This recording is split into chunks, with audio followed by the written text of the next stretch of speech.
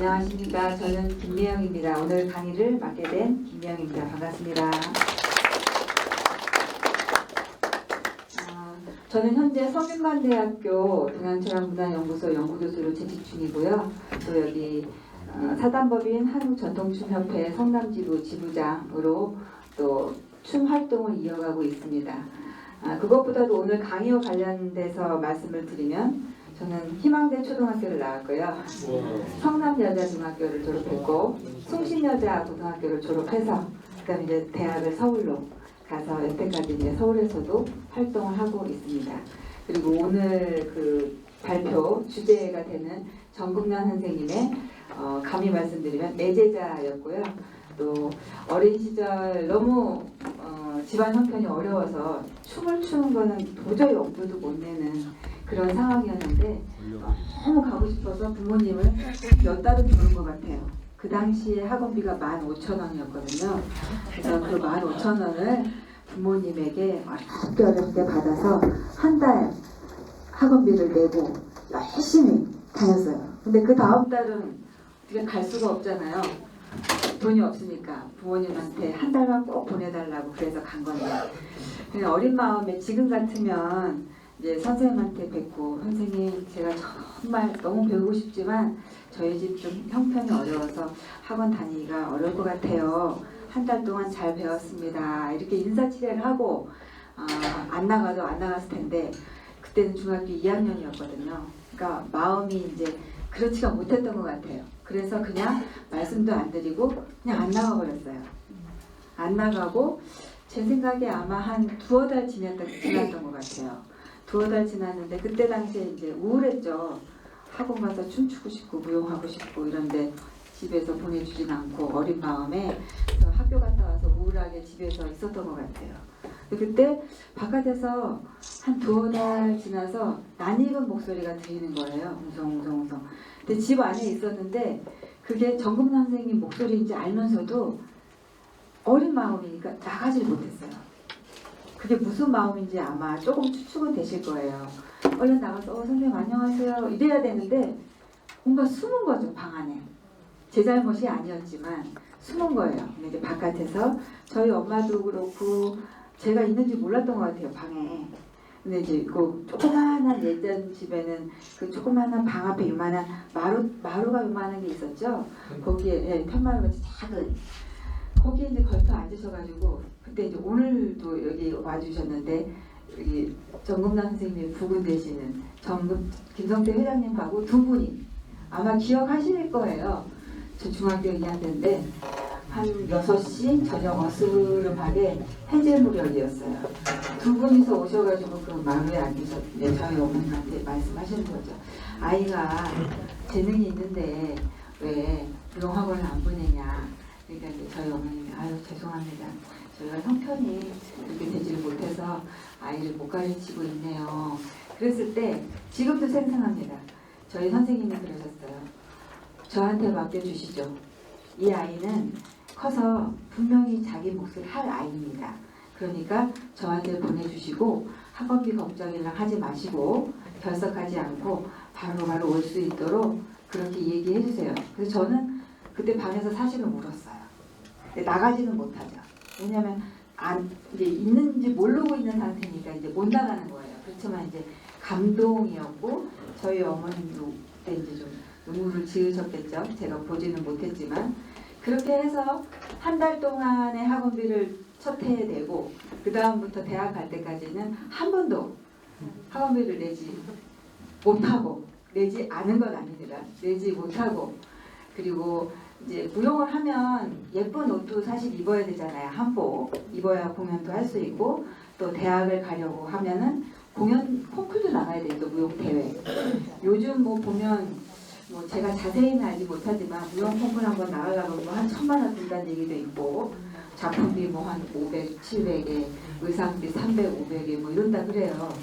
근데 그 당시만 해도 그 당시에도 작품비 한 200, 의상비 한 70만 원, 60만 원 이랬어요.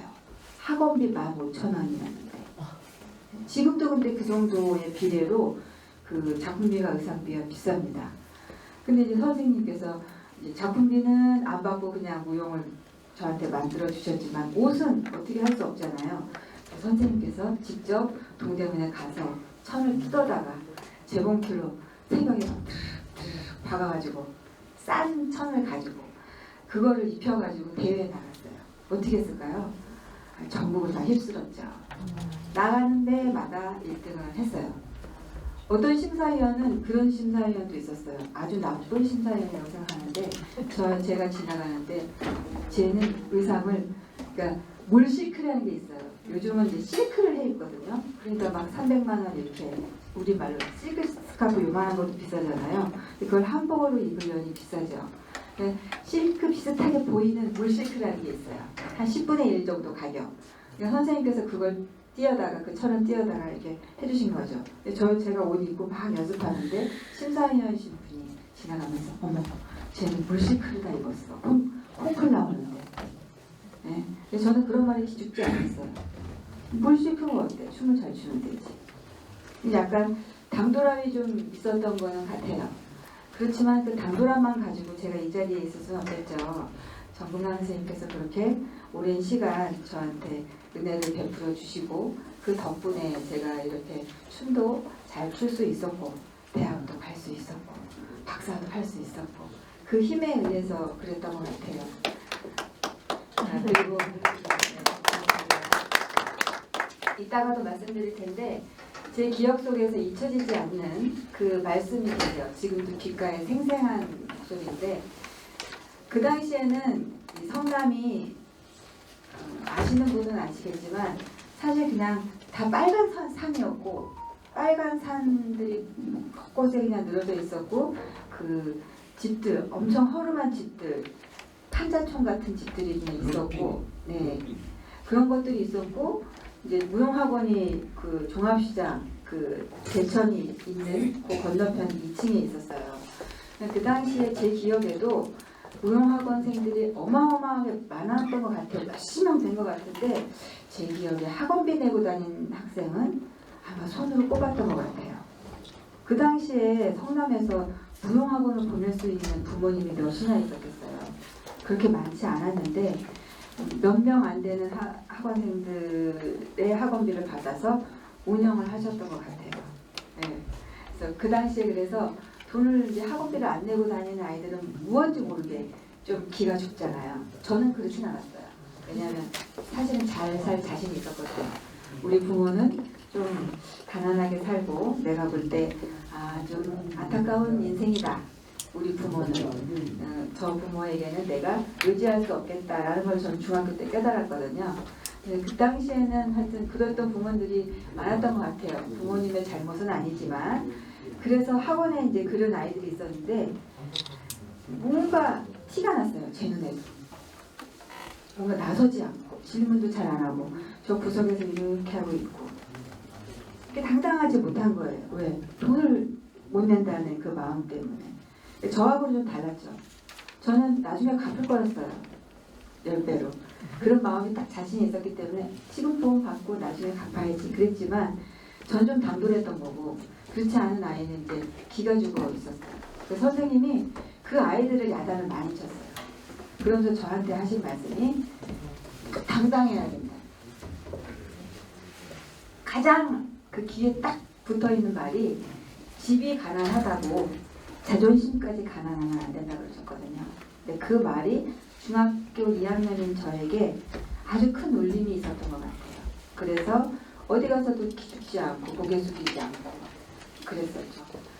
그래서 어떻게 보면 대학을 갈 수 있었던 게 중학교 때 성남여중을 나왔는데 어느 정도 중3 정도 되면은 그 아이의 가정 형편, 뭐 그 아이의 성적 이런 것들이 다 어느 정도는 알게 되잖아요. 근데 그 당시에 중학교 때 선생님들이 저를 좀 어여삐 하셨는데 안타까워하셨어요.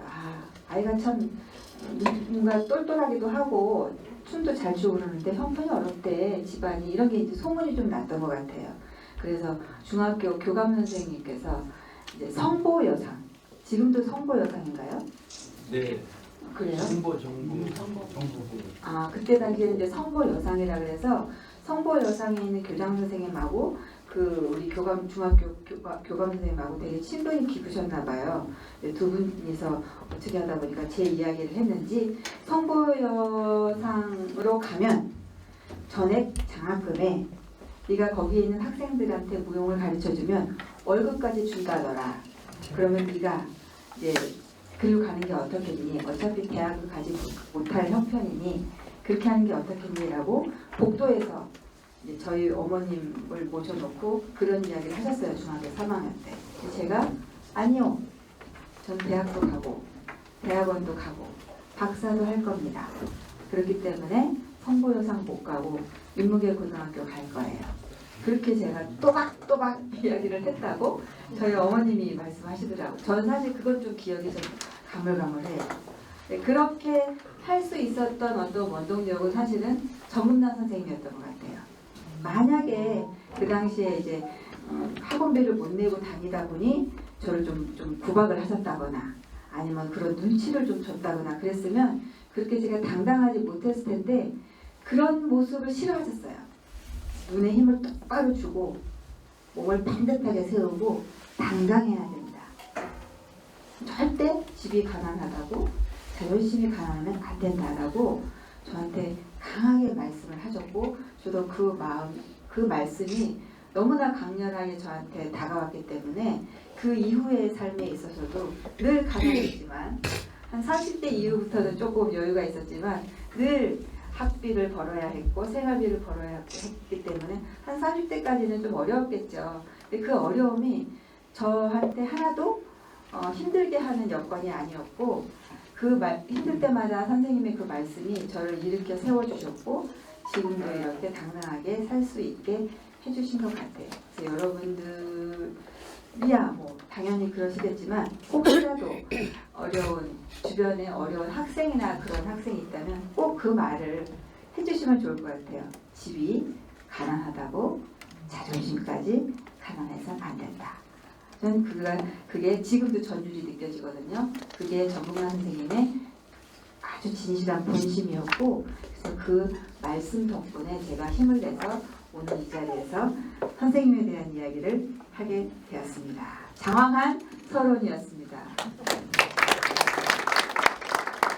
잠시 쉬어가는 점에서요. 약간 첫 부분에 조금 무리가 있었는데요. 잠깐만요. 오늘 이렇게 많이 오실 줄 알았으면 제가 책을 좀 더 많이 갖고 왔을 텐데 평소보다 많이 오셔가지고 제가 좀 부끄럽지만 퀴즈를 하나 내고 책을 한 권밖에 못 갖고 와서 한 분에게만 얼마 전에 나온 제 책인데요. 시 하면 당나라 시잖아요. 네, 당나라 시가 뭐 셀 수 없을 정도로 너무나 많은데 그 중에서 이제 춤과 관련된 백거이가 춤에 대해서 뭐라고 얘기했는지, 두보가 뭐라고 얘기했는지 그런 것들만 이제 뽑아서 뽑는 것도 굉장히 오래 걸렸어요. 뽑아내기가 쉬운 게 아니니까요. 그걸 뽑아서 번역을 해서 낸 책인데요. 얼마 전에 나왔고 또 한 얼마 후면 학원도 나올 예정이에요. 그래서 더 많이 갖고 올 걸 지금도 굉장히 후회가 되는데요. 오늘 한 분한테 퀴즈를 내고 선사해드리고 그러겠습니다.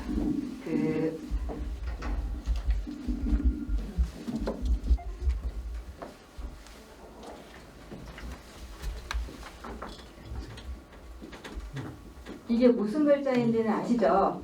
모르셔도 됩니다. 뜻짓자 우리가 뭐 너는 의지가 없어 뭐 이런 말 할 때 그 짓자예요. 이 짓자의 옛 글자는 이렇게 생겼어요. 이제 여기는 같지만 여긴 다르죠. 그러면 이거는 이제 우리가 흔히 말해서 선비사라고 그러잖아요. 그러면 뜻짓자가 뭐 선비의 마음이야? 조금 확 와닿지 않잖아요. 우리가 그냥 의지가 없다, 의지가 있다 이렇게 붙여서 그냥 쉽게 얘기하지만 이 한 글자 한 글자 한자에는 엄청난 그 의미들이 많이 담겨 있어요. 그래서 한자 공부가 저는 세월 도끼자로 썼는지 모르고 하는 게 한자 공부라고 하는데 저도 그렇게 공부를 했던 것 같아요. 근데 여기에 중요한 게 담겨 있는 거예요. 사실은 이것보다는 이거는 이제 옛날에 이렇게 생겼던 글자가 이렇게 세월이 많이 흐르다 보니까 이렇게 바뀐 건데 사실 이거 여기에는 뭐 큰 의미가 없어요. 그래서 이것이 과연 무슨 글자일지에 따라서 이 우리가 뜻짓자라고 하는 말의 의미가 명확해질 수가 있는 거예요. 그래서 이것이 무슨 뜻일까? 이거 못 맞추면 저 학원 저 가져가야 돼요. 나무처럼 새싹. 네? 새싹 나무. 새싹 나무. 그 새싹의 마음, 네, 새싹의 마음. 처음 마음, 처음 마음. 그런 마음. 뭐 그것도 아주 의미가 있네요. 재미있는 이야기. 네. 또 나무, 새싹. 그럼 이제 힌트를 하나 드리겠습니다. 마음이 사실 마음이 오늘도 그랬잖아요. 오늘 여기 와야 되는데 일어나서 뭐 화장도 해야 되고 귀찮고 가기 싫고 갈까 말까 그러죠. 고든 나무. 고든 마음. 갈 때? 갈 때. 또 대나무. 대나무. 대나무같이 생겼다. 아닌데 책 가져갈 수밖에 없는데요. 너무 길어지니까요. 이것의 이게 옛 글자고 이것의 현대 글자가 이거예요. 갈치자. 그럼 무슨 마음이죠? 가는 마음이에요. 네, 마음이 어디로 가느냐. 그래서 뭐 의지가 있냐, 뭐가 있냐 이런 마음도 내가 그 마음이 어디로 가느냐. 네, 마음이 향하는 곳이 바로 이 지자의 뜻이에요. 마음 진짜. 네, 마음이 가는데. 그러니까 새싹 뭉칠 때는 뭔가 생명력을 뭔가 자기의 얻고자 그런 눈이 다 그래지지. 네. 저를 이제 그런 의미에서 말씀드립니다. 이따가 다시 하나 더 이걸 가져가기가 좀 제가 손이 부끄러워서 봄에는 지금 막 뉴스에 보면 산불이 많이 나죠. 산불이 또 막 번지잖아요. 왜 번져요? 바람이 너무 많이 불죠. 여러분들 그런 거 많이 못 느끼셨어요? 봄에는 왜 이렇게 바람이 많이 불어요? 유난히 그런 것 같지 않아요? 물론 겨울에도 뭐 찬바람이 불고 이러는데 봄만 되면 막 펄펄하고 불이 또 나서 바람 때문에 번져가지고 또 큰 난리고 제가 볼 땐 해마다 그 뉴스를 듣는 것 같아요. 네. 봄에는 바람이 정말 많이 붑니다. 이 자연 현상에는 동양철학 공부를 하다 보면 이 세상에 그냥인 게 없어요. 다 이유가 있어요. 제가 산불이 왜 나는 것까지는 공부가 아직 안 돼 있습니다. 그런데 바람이 왜 그렇게 많이 부는지까지는 저는 알고 있어요. 잠자는 겨울을 깨우느라 봐요. 네, 원천을. 그것도 네 맞습니다. 바람이 많이 불어요. 곧다는 이거 가져가야 돼. 바람이 부는 거는 모든 생물을 잘 살리기 위해서. 바람이 없으면 이 풀들이 못 자라요. 그래도 다른 더 정확한 답이 안 나오면 저분에게 이 책을 드리겠습니다. 갈바람이라는 사람도 드네. 갈바람. 네. 왜냐면 왜 그러냐면요. 그 겨울에는 이제 모든 게 꽁꽁 얼잖아요. 그래서 이제 나무들의 수관이 있죠. 물을 쭉 빨아들이는 수관. 수관들이 다 얼어 있어요. 그런데 이제 봄이 되면 이제 이게 살살살살 풀리죠. 근데 봄이 돼서 물을 쫙쫙 빨아들여야 되는데 아직 거기에 살얼음들이 껴있는 거예요. 수관에. 그래서 그걸 흔들어서 그 얼음을 깨는 겁니다. 그 자연 현상에는 사람 살아가는데도 뭐 이렇게 계신 분들 앞에서 말하기 좀 조심스럽지만 다 이유가 있어요. 왜 이런 일이 일어났을까? 왜 이런 사고가 났을까? 오늘 왜 이 자리에 여기에 오셨고 오늘 왜 제가 이 강의를 할지는 분명히 다 이유가 있습니다. 그런데 그걸 그 자리에서는 잘 몰라요. 그리고 평생 모르는 분들도 있어요. 생각하지 않으면. 왜 이 사고가 났지? A씨 돈 나갔네. 짜증나. 이번 달 재수 없어. 이렇게 끝나버리면 살면서 배우는 게 하나도 없어요. 분명히 이유가 있거든요. 내가 건방진 생각을 했달지 아니면 더 큰 사고를 막기 위해서일지 그거는 우리가 알 수 없는 그 우주의 원리가 있습니다. 네, 그래서 이야기가 좀 벗어났지만 아까 선생님께서 생명과 관련된 그 말씀을 해주셔서 그래도 가장 근접한, 그래서 그 봄에 바람이 많이 불거들라 머리하고 나는데 짜증나게 머리 바람 불어 왜 이렇게 바람이 많이 불어 짜증내지 마시고 이제 이 나무들이 물을 쫙쫙 뿌려들이기 위해서 이 조물주가 막 흔들어서 살얼음을 깨주는구나, 고마운 일이구나, 그렇게 생각하시면 됩니다. 이거는 드리겠습니다.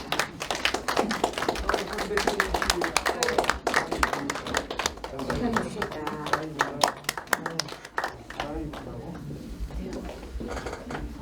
자, 그럼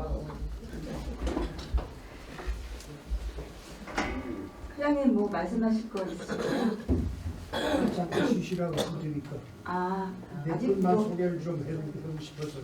그럴까요? 오늘 오신 분들을 그 정금란 선생님의 부인이시자 전 그 예총 회장님이셨던 김성태 회장님의 그 내빈 소개를 하고 싶다고 하셔서 마이크를 좀 넘기겠습니다.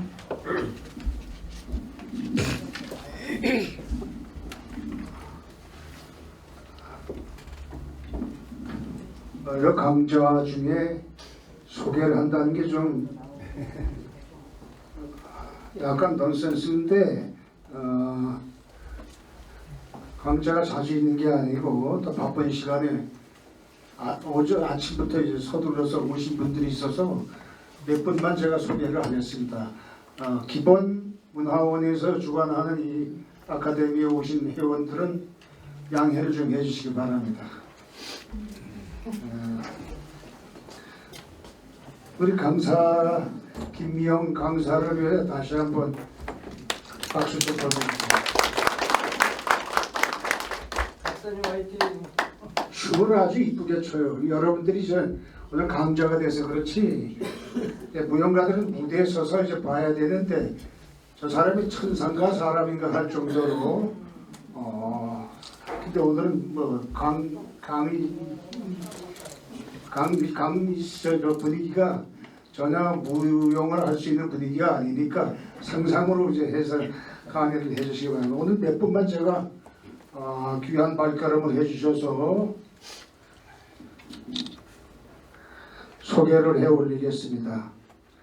아주 간략하게 소개를 올리겠습니다. 행사 때마다 기록을 남기죠. 기록 문화가 상당히 중요한데 정동주 사진작가 오셨습니다. 네. 또 무슨 입니다. 지금 서명부가 앞에 있어가지고 들어올 때마다 서명을 하신 분들 순서대로 무슨들을 하겠습니다. 신한일보 대표 기자 고태우 기자분 지금 취재차 이제 나와 계시는데 전에 오늘 강좌 예고로 그 신문에다가 잘 강사하고 인터뷰를 해서 쓴 걸 제가 봤습니다. 감사드립니다. 자, 아름드리 다문화 합창단의 윤금선 대표님 오셨습니다. 또 이덕수 시인이 오셨습니다. 지금은 사랑할 때라는 시집을 얼마 전에 냈어요. 그 페이스북에 가면 제가 가사에 거기다 올려놨습니다. 성남 연극협회 이주희 회장 연극배우 문화행사에 많이 나오죠. 문화원 행사에 성남 공연 명장이죠. 제1호 성남시 제1호 명장 홍연화 작가님 오셨습니다. 성남시 학원협회 김효진 부회장님 오셨습니다. 시민 토론 공동대표로 계시는 홍정은 대표님 오셨습니다. 안녕하세요. 네. 우리 성남 오늘 강좌를 하는 정금란 무용가 기념사업회가 있어요. 매년 한 번씩 시에서 예산을 받아서 행사도 하고 그러는데 많은 도움을 주시는 분이죠. 유길수 기념사업 회장님 참석해 주셨습니다. 성남 공동대표로 계시는 김금배 선생님 반갑습니다. 병원 업무도 제쳐놓고 와주셔서 고맙습니다. 내가 명칭을 정확하게 모르겠는데 성남 여성단체 우리 이배영 회장님 오셨습니다. 분당 디자인센터, 성남 디자인센터죠. 성남 디자인센터에서 웨딩 뷔페 연재관 회장님 참석해 주셨습니다. 감사합니다. 전 성남문화재단의 부장으로 계셨죠. 이영진 부장님 자리에 함께해 주셨습니다. 성남 경찰 출신들로 조직이 되어 있는 성남 경우회 경우연합회 총회장님 영덕교 회장님 자리해 주셨습니다. 반갑습니다. 축하합니다. 성남 청소년 오케스트라 상인 지휘자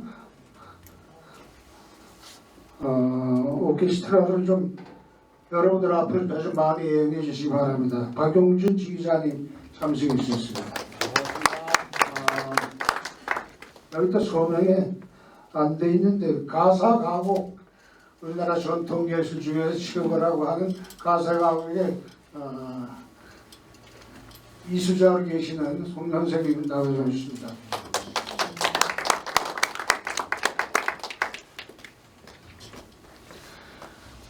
서명대는 안 나와 있는데 성남시 학원 앞에 2대 두 번 회장을 하신 회장님 이윤선 회장님은 자리하셨습니다.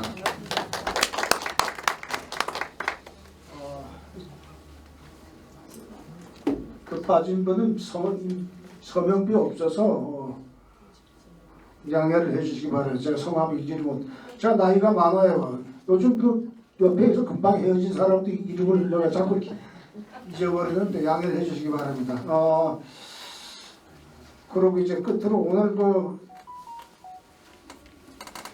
이 강좌가 끝나면은 제가 오늘 초청을 해서 보낸 분들이 계세요. 초청 받아서 제가 제 이름으로 초청 받아서 오신 분은 제가 식사를 대지 말라고 그럽니다. 식사를 대지 말라고 그러니까 가지 마시고 저와 함께 식사를 해주시기 바랍니다. 끝으로 우리 강자 선생님이 정금란 애제자라고 아까도 발표했는데 제가 저 학교 다닐 때부터 지켜봤어요. 무용한 거를 쭉 지켜보고 대학원에 나와서 지금 사회활동을 하면서 중요한 무용을 할 때마다 지켜봤는데 중간 정금란 씨가 살아있었으면 내가 얻고 다닐 거예요. 조정되지 예전에 제자 그렇게 수백 명 수천 명을 키웠지만은 무용가로 제대로 곱게 성장한 사람은 그렇게 많지 않아요. 워낙 힘든 예술이니까 예술이 길을 가는 게 쉽지 않죠. 성남에 여러분들 앉아 계신 문화원, 또 성남문화예술단체 예총 이런 거 정금란이가 앞장서서 조직을 했어요. 조직을. 제가 저 문화예술 행정에 좀 이제 나름대로 이제 가게를 가지고 있다고 하는 제가 아주 아다들 많이 맞았어요. 내 지역에서 그 성남이 문화가 나태한데 그런 단체를 조직화해서 극대화해야 성남이 문화도시를 갈 거 아니냐. 왜 가만히 있냐고. 그래서 제가 그 나태하지 못했습니다. 계속 앞장서서 그러다 보니까 예총 회장도 제가 하게 된 동기가 있는데 오늘 우리 김미영 그 강좌 교수를 오늘 보니까 자주 만나지 못해요. 이제 바쁘니까 서로 만나지 못하는데 오늘 전혀 학술적으로 또 이론적으로 책에서 공부를 해서 강의하는 것보다는 살아있는 강의예요. 오늘 하는 것이. 그래서 다시 한번 옛날 그걸 하니까 강의가 무량하고 더 기쁘고 제가 1년에 정금란 이름이 들어간 행사가 몇 개 있어요. 제자들이 하는 게. 그때마다 아주 가슴앓이를 앓고 있습니다. 훌륭한 마누라를 뒀는지 아니면 악처를 뒀는지 모르지만 와이프 이름 때문에 가슴 앓아요. 가슴을 앓아. 아파요. 어제 잠을 한 잠도 못 잤습니다. 그리워서 성남 문화예술 발전이라면은 제가 앞장서서 계속해서 기여를 할 생각으로 있습니다. 여러분들 이런 강좌에 참석해 주셔서 감사합니다.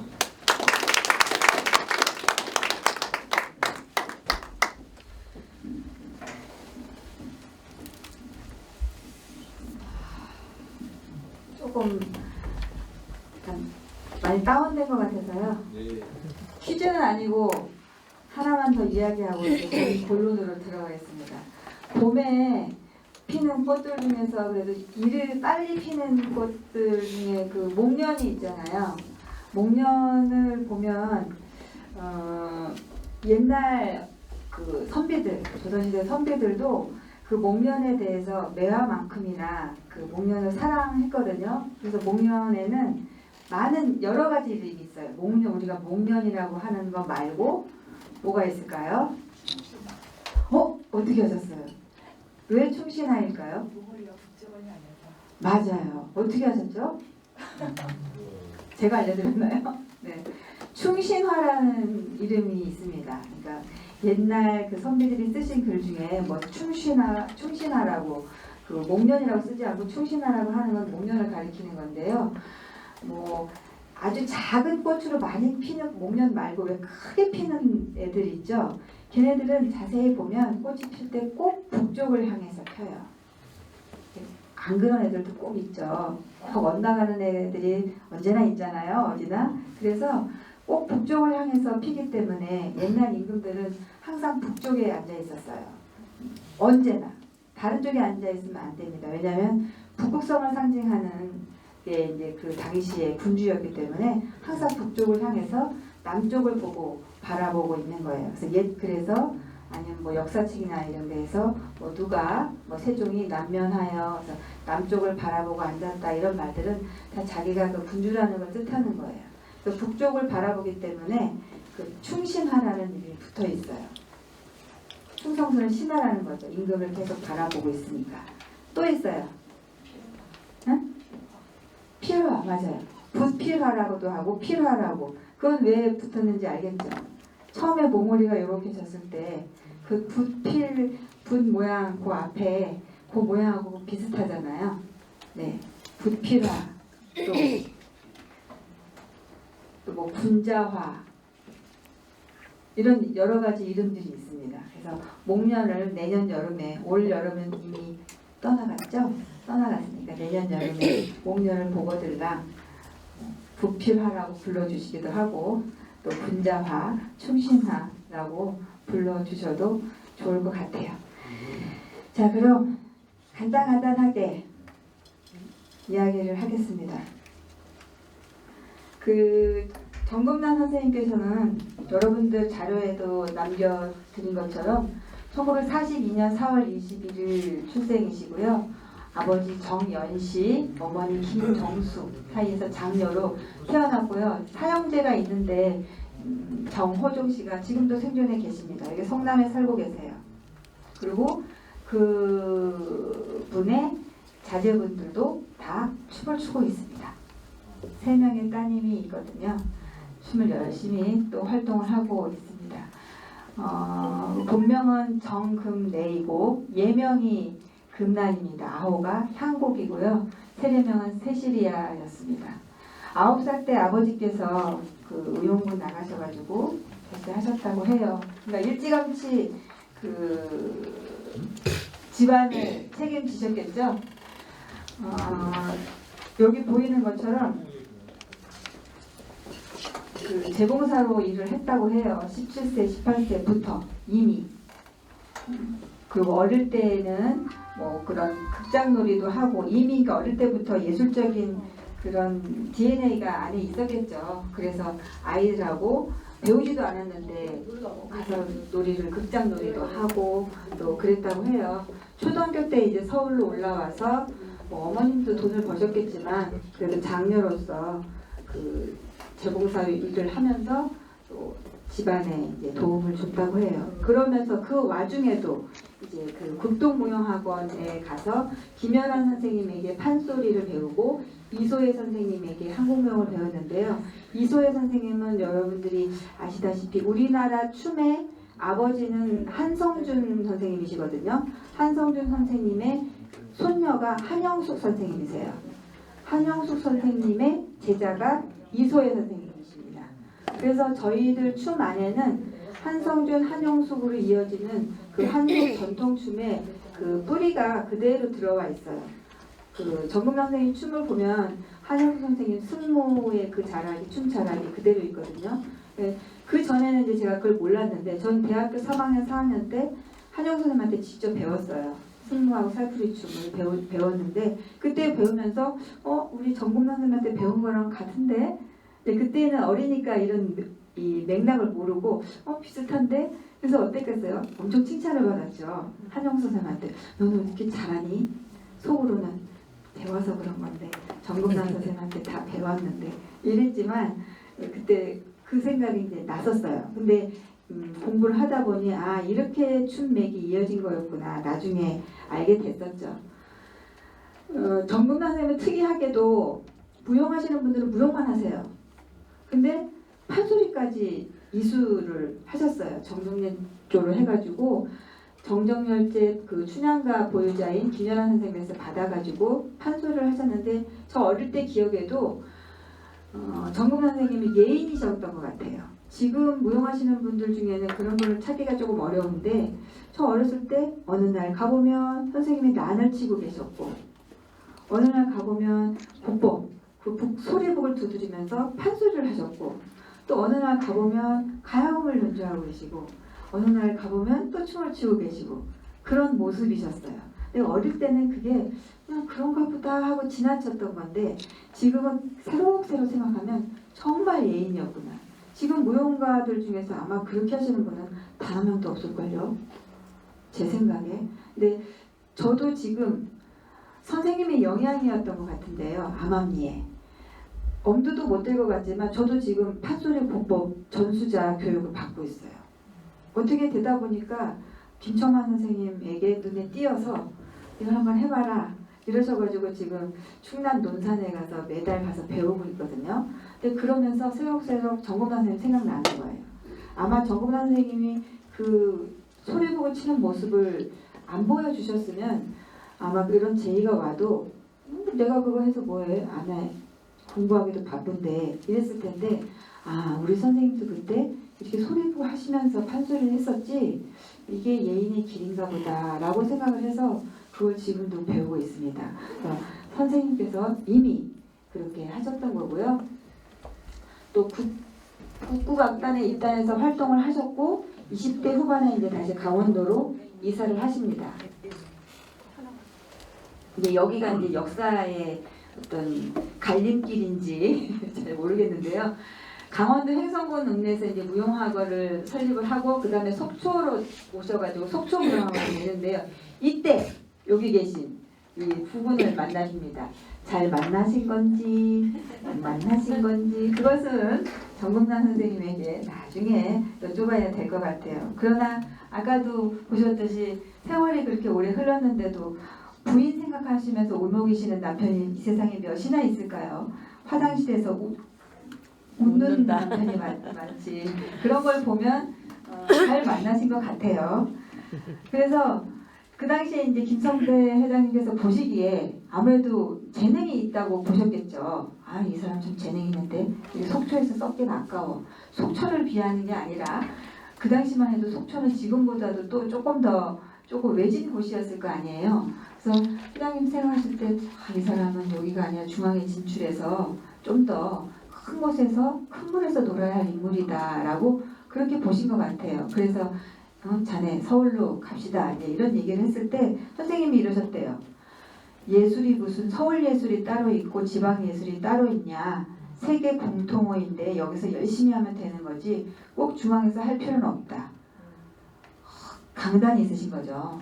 보통은 좀 귀가 솔깃하지 않을까요? 나도 좀 큰 물에서 놀아볼까? 뭐 이런 생각을 많이 하실 수 있을 것 같은데 아주 당당하게 난 여기서 뭘 예술이 어디서 하거나 말거나 무슨 소리냐. 그만큼 자신이 있으셨던 것 같아요. 내가 여기서 해도 내가 충분히 영향력을 발휘할 수 있다라는 그 생각이 있으셨을 것 같아요. 그런데 이제 러브 스토리로 인해서 그 강단이 밑으로 내려가고 러브 스토리가 붕 뜨면서 쫄랑 따라서 회장님을 따라서 서울로 올라오죠. 올라오시니까 이제 두 분이서 러브하는 사이였기 때문에 이제 헤어져 있을 수가 없었겠죠. 지금만 해도 어쩌면은 바로 올라오지 않으셨을지도 몰라요. 카톡도 있고 이게 뭐 연락하기도 쉽지 않아요. 그 당시에는 근데 어디 간다 그러면 거의 이별이잖아요. 그러니까 아마 저 남자랑 헤어질 수 없다. 세기의 러브 스토리 같은데요. 저 남자랑 헤어질 수 없다. 난 저 남자를 따라가리라. 그리고 이제 속초의 어떤 것들을 다 버리시고 같이 올라오십니다. 그 다음에 이제 올라오셔도 또 공장에서 일도 하시고 그러면서 틈틈이 무용학원에 가서 조교로 일을 하시면서 춤을 배우시고 그때 당시에 만나신 분이 이제 김진걸 선생님이신데요. 아까 한영숙 선생님은 한성준, 한영숙으로 내려오는 우리 전통춤의 어떤 그 뿌리로 내려오는 길이라고 한다면 김진관 선생님은 좀 신무용, 물론 전통춤도 하셨지만 그래도 신무용의 어떤 큰 선생님이세요. 되게 그 정금남 선생님께서 제가 볼 때는 그 스승님 복이 있으셨던 것 같아요. 그 많으신 분들 중에서 한 분은 전통춤, 한 분은 신무용의 어떤 대가분들에게 그 공부를 하시면서 선생님 춤에 그런 것들이 녹아 있어요. 한성준, 한영숙류의 춤은 이제 나중에 제가 춤을 추는 걸 보시게 되면 아시겠지만 기본적으로 단아합니다. 단아하고 조금 담백하고 감정의 어떤 드러냄이 조금 절제가 굉장히 강하게 돼 있어요. 그런 반면 김지걸 선생님은 굉장히 호방하세요. 탁 뿌리고 탁 치고 이런 것들이 있거든요. 근데 그러다 보니 정금환 선생님은 그 두 가지를 다 가지고 계세요. 그 두 가지가 다 있어서 어떨 때는 굉장히 단아하고 담백하게 감정을 드러내지 않고 하시지만 어떨 때는 또 확 드러내면서 그 펼치는 그런 춤사위들이 있거든요. 그런 것들이 다 그 이소혜 선생님하고 김진걸 선생님에게 받은 영향인 것 같아요. 그리고 이제 29세에 저분과 결혼을 하십니다. 그 슬하에는 아들 한 명이 있죠. 윤희라고 김윤희라고 지금 또 잘 살고 있습니다. 아주 잘생겼어요. 그렇게 잘생겼는데 왜 시문화와 러브스토리가 없었을까요? 시문화가 무용학원을 다녔거든요. 여러분들이 알고 계시는 그 유명한 시문화. 오래 다니진 않았어요. 머리를 막 빠글빠글하게 하고 이뻤는데 여기를 다녔죠. 저희 선생님이 하춘아 씨도 가르쳤어요. 예전에 하춘아 씨 아주 어렸을 때. 하춘아 씨가 성균관대학교 동암철학과 저랑 동기거든요. 그분이 그런 얘기 하셨어요. 어릴 때 배웠다고. 사진도 아마 있을걸요. 아마도 하춘아 씨 어렸을 때 찍은 사진도 있으실 거예요. 그러니까 많은 영향을 끼치신 분 같습니다. 근데 요거는 이제 제가 나중에 아까 이야기하는 것 중에 나오는 거고요. 이제 제가 학원 다닐 때 얘가 접니다.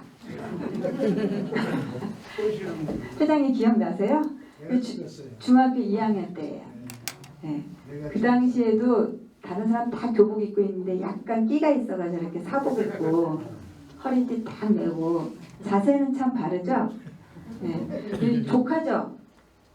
은주, 신은주. 여기 지금 아마 서울대에서 가야금 그때 당시에 선생님이 엄청 야단치면서 가르쳤던 걸로 기억나요. 하기 싫어가지고 근데 막 해라고 그래가지고 했는데 아마 좋은 대학 가서 지금 서울대에 아마 나왔을 거예요. 그래서 활동을 아주 잘하고 있는 걸로 알고 있습니다.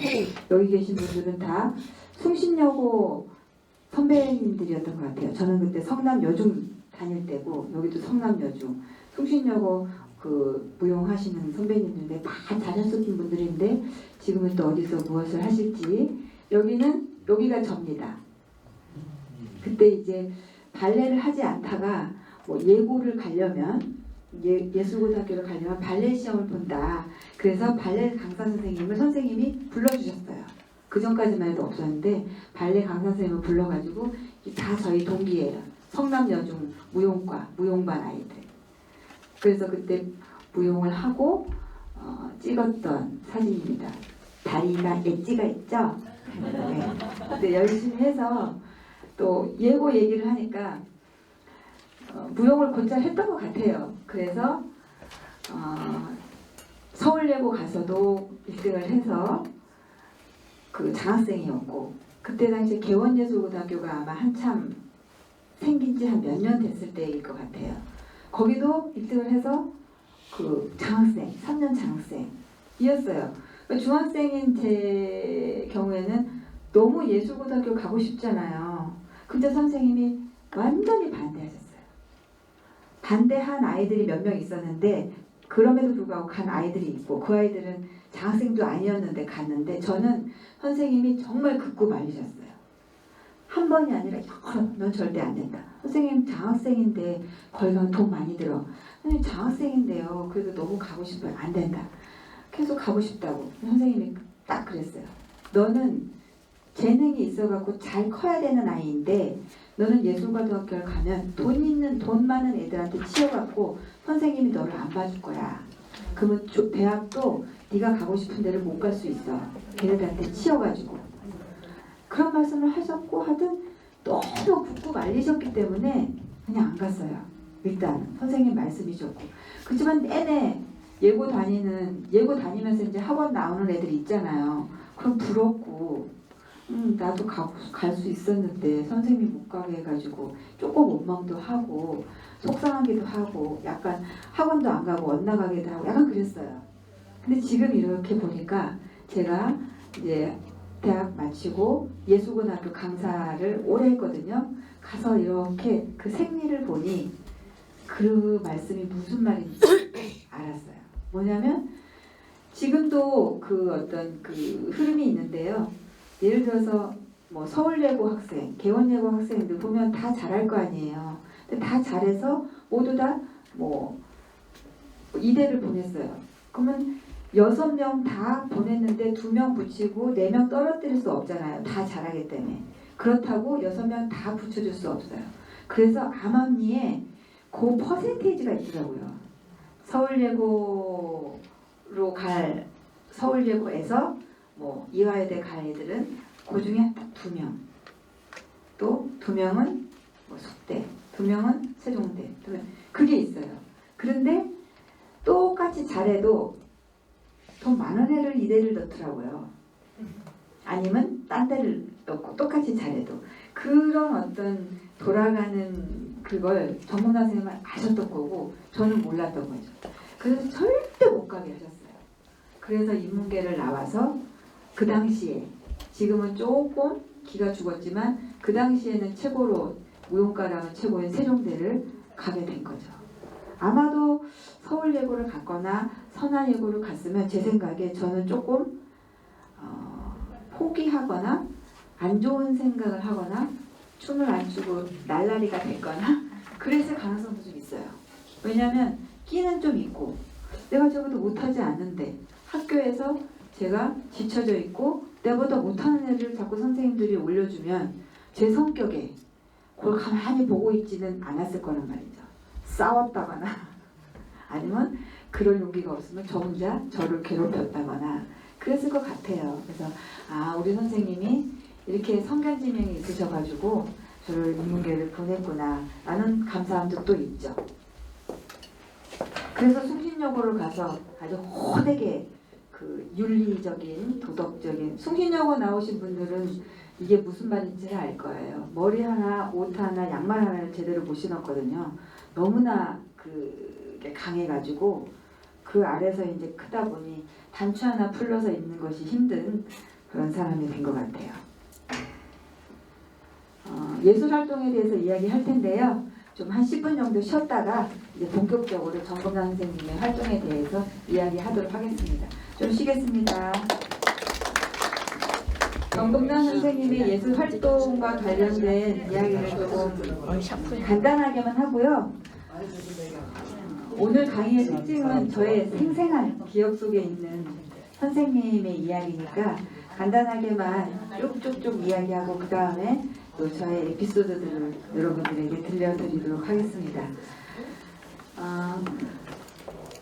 이 선생님께서는 문화재는 사실 이제 못 되신 거죠. 계속 살아 계셨으면 되셨을 텐데 우리 아까 한성준, 한영수, 이소혜로 내려오는 그 계보 덕분에 선생님 승무를 잘 배우셔가지고 이 승무 춤을 젊은 시절에 이제 그 극장에서 올리십니다.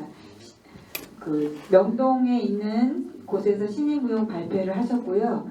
또 국립극장에서 승무를 동무로 이제 무대에 올리시고 선생님의 어떤 그 무용계의 업적이나 무용계의 영향으로 봤을 때 제가 볼 때 제 판단에 의해서 승무를 군무로 만든 것이 어떻게 보면 무용계의 큰 업적이라고 저는 생각을 해요.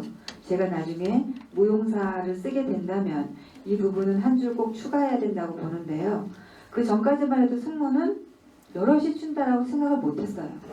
그냥 왜냐하면 홀춤이었기 때문에. 승무 살풀이 춤은 여럿이 같이 춘다? 지금은 이제 선생님 시작으로 인해 가지고 많은 분들이 그런 일들을 하시기 때문에 그게 크게 어색하지 않겠지만 그 당시만 해도 승무나 살풀이 춤은 홀춤이었어요. 그래서 혼자 무대에 쓰는 것이 당연한 거였는데 그걸 군무로 만드십니다. 저는 그게 큰 업적이라고 생각하는데 그래서 군무를 만드셔가지고 국립극장 무대에 쓰셨고 제 기억에도 지금은 아르코 극장인데 그 당시만 해도 문예회관 대학로에 있는 그곳에서도 그걸 군무로 올려가지고 굉장히 호평을 받았던 걸 제가 기억을 해요. 저는 중학생이어서 참여를 못했고 아까 여기에 있던 이분들 있죠.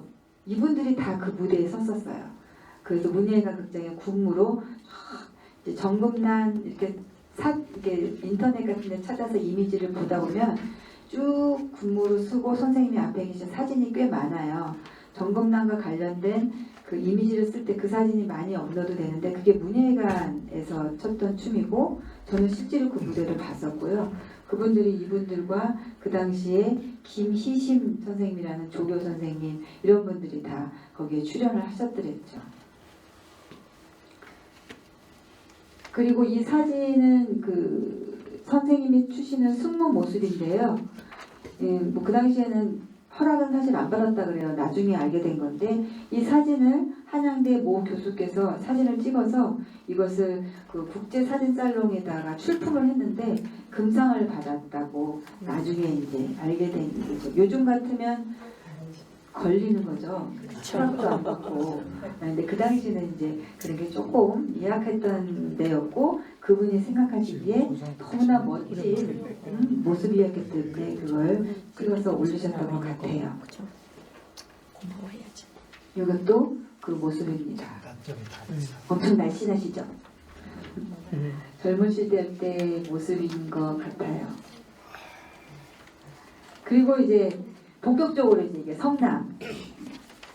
아까도 말씀드렸듯이 성남은 제 기억에 저는 초등학교를 2번 다녔어요. 왜냐하면 처음에는 그 마포에 있는 마포 초등학교였는지 공덕 초등학교였는지 거기에서 이제 초등학교를 입학을 했는데 이제 집에 부모님이 쫄딱 망했겠죠. 쫄딱 망하고 이제 어디 오갈 데가 없고 이러니까 이제 이 성남으로 이제 몰려난 건데 여기로 왔으면 저를 전학을 시켜야 되잖아요. 근데 그 당시에는 어땠죠? 그 학교를 가서 전학증을 띄어서 여기다 내야 돼요. 지금은 인터넷으로 하니까 전학 절차가 쉽지만 그 당시에는 거기까지 가서 그걸 직접 띄어서 여기다 내야 제가 전하게 되는 거예요. 근데 먹고 살기도 바쁜데 언제 하루 시간을 내서 거길 가서 전학증을 띄어서 낼 수가 없으니 저를 그냥 몇 개월 꿀렸어요. 그냥 꿀렸다가 희망대 초등학교를 다시 1학년을 든 거죠. 그래서 저는 또 엄밀히 얘기하면 초등학교 1학년을 3번 다녔어요. 왜냐? 5살 때 너무 학교 가고 싶다고 졸라서 너무 매일매일 아침마다 울고불고 졸라서 가까운 저희 집 앞이 바로 초등학교로 가는 길목에 있었대요. 그 공덕동에서. 그래서 너무 오니까 거기 있는 교장선생님께 찾아가서 저희 엄마가 하루만 좀 학교에 있게 해달라고 매일 아침마다 오는데 내가 살 수가 없다. 그래서 제가 빨간 가방을 들고 싶었던 것 같아요. 그 당시에 빨간 이렇게 뚜껑 있는 가방이 있었어요. 그래서 그걸 메고 2달 다녔다 그러더라고요. 그걸 맨 뒤에다 책상 놓고 그렇게 5살 때 1학년, 실제로 1학년, 여기 와서 1학년, 1학년을 3번을 다녔죠. 그래서 초등학교에 들어오게 됩니다. 그 당시에 제 기억에 빨간 산들만 이렇게 있었고, 그 다음에 이 새끼줄 같은 걸로 이렇게 줄을 쳐가지고, 그때는 새끼줄로 줄 치면 그게 내 땅이었어요. 그리고 빨간 딱지를 나눠주고, 우리 아버지는 그 빨간 딱지마저 팔아서 술을 드셨지만, 그래서 오도 갈 데가 없었지만, 저는 대학교 다닐 때에도 그 성남 C땅이라 그래가지고 산성동에 있는 C땅에서 천막을 치고 살았어요. 저희 부모님은 너무 가난하셔서 점점 더 가난해지셔가지고 그때는 C땅에다가 이렇게 지으면 그걸 부시러 와요. 저 대학교 1학년 때 생생합니다. 대학교 1학년 때 전 굉장히 성실한 학생이어서 열심히 공부하고 있는데 그 시청에서 도끼랑 망치랑 진짜 들고 왔어요. 그래서 저 공부하고 있는데 신발 신고 막 안으로 초막친 집이니까 들어와서 이제 착하셨던 분들 같아요. 왜냐면 딱 이렇게 하고 들어왔는데 어린아이가 공부를 하고 있으니까 움찔하시더니 부모님은 어디 계시냐? 그래서 모르겠어요. 넌 뭐하고 있냐? 공부하는데요. 어느 학교 다녀? 그래서 세종대학교 다니는데요. 이렇게 뒤로 이렇게 도끼도 숨기시고 망치도 숨기시고, 하지만 저는 이미 봤지만 이렇게 하고 그냥 가셨던 기억이 저한테 아주 생생합니다. 네, 전 대학교 때 그렇게 그래가지고 하여튼 그런 상태에서 이 선생님은 여기다가 너무나 용감하게 무용학원을 차리신 거죠. 솔직히 무용학원 차릴 생각을 했을 거예요, 성남에서. 그때 먹고 사는 것도 힘들었을 텐데. 그래서 이게 지금 그 1회 그 공연 무용 발표회 그 팜플렛이에요. 그때 제일극장이라고 어디 있었죠? 네, 바로 수진동에 있었습니다. 옛날에는 극장에서 그렇게 공연을 했어요. 이렇게 무대가 예술극장이 있지 않았기 때문에. 그래서 그 당시에 이제 제가 확인한 것은 아니지만 들었던 얘기로는 극장에 제대로 무용 조명이 갖춰져 있지가 않은 거예요. 극장이 그냥 불허연 거 하나만 이제 들어와 있고. 그래서 그 당시에 어마어마한 돈을 들여서 선생님의 자비로 거기다 조명 설치를 다 하셨다고 들었어요. 그러니까 그 예술적인 어떤 그 열정이 어마어마하셨던 거죠. 돈이 제가 볼 때 지금도 신기한데요. 회장님한테 여쭤보고 싶은데 돈을 도대체 어떻게 벌었는지 너무 궁금해요.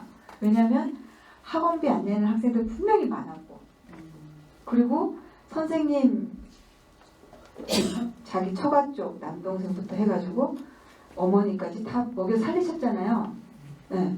그리고 회장님께서도 좀 그렇지만 회장님도 뭐 돈을 안 버셨잖아요. 뒷바라지에도 어쨌든 백수였고, 시아버지 모시고 있었지. 일 안 하셨고, 학원 해갖고 시동생, 벌었고. 남자 시동생, 또 고모님, 네, 고모님. 와, 제 기억에 다 일 안 하셨어요. 대가족이야. 그랬는데 그걸 다 돌보시고, 또 그러면서 크리스마스나 이럴 때는 그때 당시에 떡볶이를 큰 통에다가 그냥 하시는 거예요. 오뎅, 어묵하고 막 넣어가지고. 그래서 그걸 하면 그 고아원에 있는 아이들을 학원으로 다 불렀어요. 제가 다 기억나요. 선생님이 막 오라 그래. 크리스마스 때. 나 크리스마스 때 친구들하고 사실 놀고 싶잖아요. 근데 막 오라 그래요. 그럼 막 그걸 시켜요. 그 조카들, 정은선, 정은파, 정은미 다 불러가지고 떡볶이를 막 이런 도라무통이라 그러잖아요. 그래서 이렇게 해요. 왜 이렇게 하지? 그러면 꼬물꼬물한 애들이 와가지고 그 다 그릇에 퍼주면 그 아이들이 그걸 먹었어요.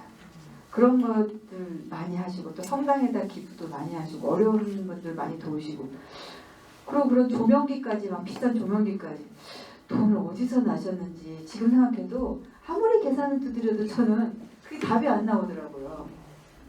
학원비가 제가 그랬죠. 15,000원이었잖아요. 그래서 어떻게 해서 그 돈을 다 충당했을까? 어릴 땐 생각도 못했지만 지금 생각하면 그 돈을 다 어디서 났을까? 나중에 뭘 한번 여쭤봐야겠어요. 뭐 복권에 당첨되신 건지. 하여튼 그 정도로 제가 이해할 수 없이 돈이 계산이 안 돼요. 다 놀았거든요. 주변 사람이. 일하는 사람 아무도 없었어요. 조금 후에 그 뭐지 시동생 삼촌 우리가 삼촌이라고 불렀던 분이 조금 후에 좀 일을 하셨죠. 근데 제 기억에는 그 전에 일을 안 했단 말이죠. 그래서 불가사의한 일 중에 제가 아직도 해결하지 못한 일 중에 하나가 선생님 도대체 돈이 어디서 나셨을까입니다. 그래서 그렇게 공연도 하시고 또 문화재 발표도 처음 하시고 그러면서 이제 우리가 흔히 알고 있는 그 개천 너머의 무용학원으로 이전을 하세요. 저는 이제 거기서부터 기억이 있는 거고 그 전에는 뭐 이순인 선생님 이런 분들은 그 전에 다니셨겠죠.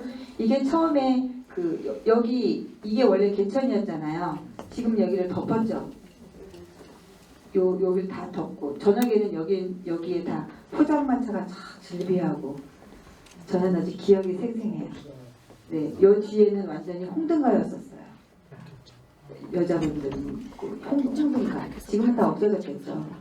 그때는 요 바로 뒷골목이 완전 학생들이 가면 절대 안 되는 그런 빨간 불빛이 있는 공등가. 여자분들이 진열장에 있는 그런 곳이었습니다. 여기 학원에 이제 개원할 때 저희 회장님 지금 여기 계신 회장님이 이분이세요. 꽃미남이셔가지고 저희 선생님이 그렇게 좋아했나 봐요. 그리고 여기는 이대엽 씨라고 시장. 예, 옛날 영화 배우도 하시고 시장도 한번 하셨어요. 네.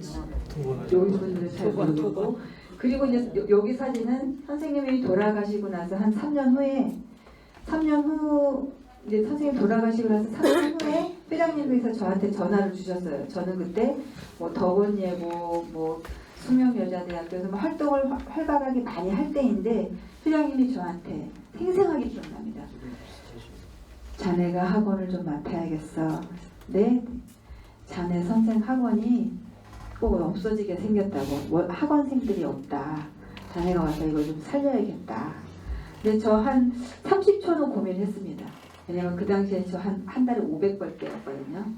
레슨도 하고 많이 선생님이 저한테 50만 원 주겠다 그러시는 거예요.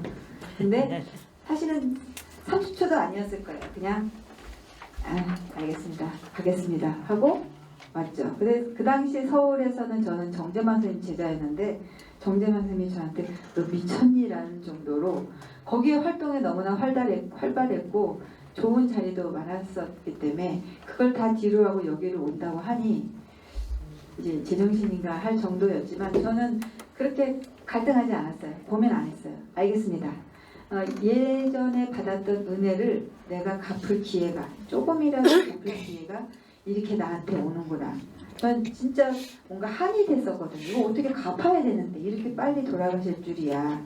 그래서 옵니다. 와서 새롭게 이제 개원하자고 그래서 이렇게 다시 이제 이런 95년도에 그렇게 이전 개원식을 하죠. 이게 저고요. 이뻤죠? 이게 저고요. 이게 발레 선생님이십니다. 이게 김성태 회장님 여기 계시고 여전히 조강미남이시네요. 그리고 뭐 아주 많은 활동들을 하시는데요. 이 활동들을 뭐 여러분들이 다 기억하시기도 어렵고 그 당시에 이제 활동하셨던 분들만 보면 정금란 선생님 계시고 김근희 선생님은 경기도립 안무자도 하셨고 경기건무 문화재 또 보유자이시기도 하고 조홍동 선생님 유명하시고 최상복 선생님 여기 계신 분들 다 지금 무용계에서 이름자 되면 다 이런 분들이세요. 다 중앙에서 아주 큰 선생님으로 자리매김하고 계신 분들인데 저희 선생님도 현재까지 살아 계셨으면 이분들과 같은 반열에서 아마 지금하고는 다르게 이 성남 무용이 판도가 바뀌었겠죠. 문화재도 아마 되셨을 것 같아요. 그리고 또 김정은 선생님한테 춘행전도 배우셨다고 해요. 근데 여기 많은 이제 그 선생님이 하셨던 뭐 이력들이 있는데 어쨌든 큰 선생님들하고 큰 무대에서 아주 중요한 역할로 활발하게 활동을 하셨다는 겁니다. 여기 보면 한보성 선생님 돌아가셨는데요. 이 선생님은 무용사에도 나오시는 되게 유명하신 선생님이신데 그 이차돈이라는 창작 무용극에서 이런 역할도 하셨고요. 또 여기도 보시면 아까 말씀드렸던 한보성 선생님, 조홍동, 최상목, 이명자 선생님들 다 여기 계신데 최상목 선생님은 지금 승무 인간문화재 보유자이시고 다 여기 계신 분들 다 유명하신 분들이세요. 조홍동 선생님, 정국남 선생님은 여기 계십니다. 여기 김근희 선생님이시고요. 두 분이 굉장히 많이 친하셨던 걸로 알고 있어요. 여기도 이제 건국 30주년 기념 무용 대공연, 엄청나게 큰 공연이고 아마 무용계에서 내노라 하시는 분들은 다 그분들과 그분들의 제자들이 다 참석하셨던 무려 78년도예요. 그 당시에. 그리고 이것도 79년도 항림회라는 게 있었는데 그 당시에 이제 제가 보면 좀 춤도 잘 추고 머리도 좀 있고 그래서 이 한국춤에 대해서 우리가 좀 연구하면서 활동을 하자 이렇게 마음을 먹고 뭉친 분들이 공연을 하신 겁니다. 79년도에 국립극장에서요. 81년도에 이제 성남 시민회관 개관을 하고 또 뭐 문화재 발표회도 하고 아까 말씀드렸던 300만 원이네요. 지금도 300만 원은 큰데 지금 81년도에 300만 원을 들여가지고 조명을 다 구입을 해서 그 당시에 그것을 달고 막 이랬던 분들이 김정진 국장님 그런 분들이 다 선생님을 도와서 옆에서 정말 많은 일들을 하셨죠. 저 어렸을 때도 김정진 국장님 지금 모습 그대로셨고 늘 앞에 나서서 그냥 굳은 일 다 하시고 조명 달고 뭐 하고 이런 일 다 해주셨어요. 정말 변함없이. 그리고 또 이제 안방 감상이라는 걸 만드셔가지고 지금도 저는 이거는 굉장히 좋은 의도라고 생각해서 제가 나중에 이걸 하고 싶은 게 있어요. 큰 극장에서 뭐 공연한다기보다 뭐 작은 여기에다도 좋고 어디라도 좋습니다. 조그만 데서 뭐 한 10명, 15명 오시더라도 거기서 공장한 거 아니더라도 그냥 거기서 춤추고 나서 지금 저랑 이렇게 이야기하듯이 서로 이야기하고 이런 그거를 만드셨는데 한 몇 번 하고 그냥 없어졌어요. 왜 그랬는지는 모르겠지만 저는 이건 아주 좋은 기획이었다고 생각해서 뭐 아트센터나 이런 데서 공연하는 것도 의미가 있지만 이렇게 작은 곳에서 공연을 해서 좀 더 진솔하게 이야기를 나누는 시간도 좋을 것 같습니다. 유기수 회장님 어떻게 좀 마련해 보시죠? 네, 알겠습니다. 네. 그리고 뭐 성남문화원 뭐 또 사단법의 무용협회 뭐 많은 것들이 만들어지는데요. 거기에 앞장서서 이제 정국남 선생님이 만드셨지만 그 많은 무언가 하나를 만드는 데 있어서 서류부터 해서 또 여러 가지 절차들이 많잖아요. 그 많은 것들을 이제 회장님이 해주신 거죠. 그러니까 뭐 액면 그대로는 백수라고는 말씀을 드렸지만 그 많은 일들을 다른 일을 할 수 없을 정도로 선생님은 앞에서 활동을 하셨고 뒤에 많은 일들을 다 회장님께서 맡아서 해주셨죠. 그래서 아마도 정건남 선생님께서 많은 일들을 많은 지책도 맡아서 할 수 있었을 거예요. 도움이 없으셨으면 좀 어려웠을. 그 다음에 이제 뭐 산성풀이라는 작품이 있는데 선생님께서 이제 그 안무를 하신 작품인데 저는 개인적으로 그런 능력은 잘 없지만 이런 산성풀이라는 작품은 지금 뭐 남한산성이 광주 직화시라고는 하지만 그거하고는 상관없이 이 남한산성이라는 것이 성남하고는 때리기가 좀 어려운 그런 여건이기 때문에 이런 작품들은 좀 지역 문화재나 이런 걸로 좀 만들어지면 어떨까 저는 그런 생각을 개인적으로 하고 있어요. 왜냐하면 선생님이 그 당시에 그 산성풀이라는 것을 만들 때에 그 산성을 지을 때 여러 가지 애완들 또 부녀자들의 그런 애완들을 담아서 만든 작품인데 그런 의미를 담고 있는 좋은 작품이 지금은 뭐 후배들에 의해서 재현은 되고 있지만 요즘은 없는 것도 만들어서 지역 문화재를 만들거든요. 근데 지역에서 이런 문화 관련된 문화 정책과 관련된 일을 좀 하시는 분들은 지금 정국남 선생님과 관련된 어떤 것들은 좀 문화재로 지정을 해주는 일에 대해서 조금은 더 관심을 가졌으면 하는 그런 아쉬움이 좀 있습니다. 그리고 고목이라는 작품도 선생님 작품이고요. 선생님 작품을 정말 많이 만드셨어요. 그러기 쉽지 않거든요. 여기 자료에 나와 있는 것처럼 많은 그 단체를 운영하셨고 또 많은 상도 받으셨고 또 지금까지도 그 많은 제자들이 성남뿐만 아니라 전국에서 활동을 잘 하고 계십니다. 여기도 지금 현재 정금남 무용제는 계속 진행이 되고 있고요. 뭐 아쉽다면 정금남 무용제는 조금 더 정금남 선생님한테 조명이 좀 비춰지거나 정금남 선생님과 관련된 제자들이 대거 출연을 한다거나 아니면 정금남 선생님의 작품에 대해서 좀 더 뭐 분석을 한다거나 그런 작업들이 좀 이루어지면 좋겠는데 지금 제가 보는 모습으로는 물론 진행은 하고 있지만 아쉬운 점이죠. 제자로서 뭐 제자들이 몇 명 출연하고는 있지만 조금 더 깊이 들어가서 선생님을 위한 어떤 선생님을 더 알릴 수 있는 그런 작업들이 좀 됐으면 좋겠다라는 아쉬움이 좀 있습니다. 여기가 이게 전부 다 선생님이 만드신 작품이에요. 이런 작품들만 다 재현해서 올려도 이런 작품 찾아보기 어렵습니다. 지금 선생님께서는 뭐 성남 하늘누리 추모원에 계시고요. 제자들도 뭐 1년에 한 번씩은 가서 꼭 인사를 드리고 저희가 정금남 전승보존에 발족을 할 때도 선생님께 인사를 드리고 왔습니다. 저희가 선생님한테 뭐 은혜를 갚는 일은 저희가 잘 잘하는 거겠죠. 거기에 덧붙인다면 이제 선생님 춤을 어떻게 좀 더 잘 다듬어서 또 일에 남겨주는지 그것일 텐데요.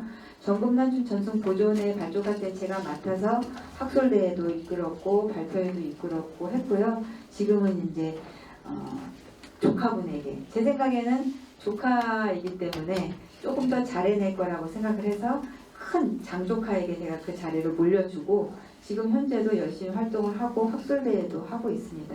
그래서 정금남 선생님에게 저가 있어서 좀 다행인 것도 조금 있고요. 또 춤을 추고 있는 3명의 조카 정은선, 정은파, 정은미 이 3친구들이 또 열정적으로 하고 있어서 그 모습 또한 선생님에게는 정말 다행이다 그런 생각을 합니다. 요거는 조금 이따 하고요. 그러면 아까 다 하지 못한 이제 저와의 에피소드를 보겠습니다.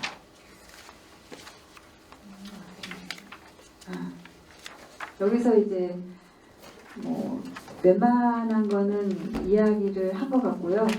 제가 처음에 무용학원에 발을 디딘 것은 시작을 한 것은 중학교 2학년 때인데 초등학교 5학년 때 지금도 기억이 나요. 그러니까 어릴 때부터 무용을 너무 하고 싶었던 것 같아요.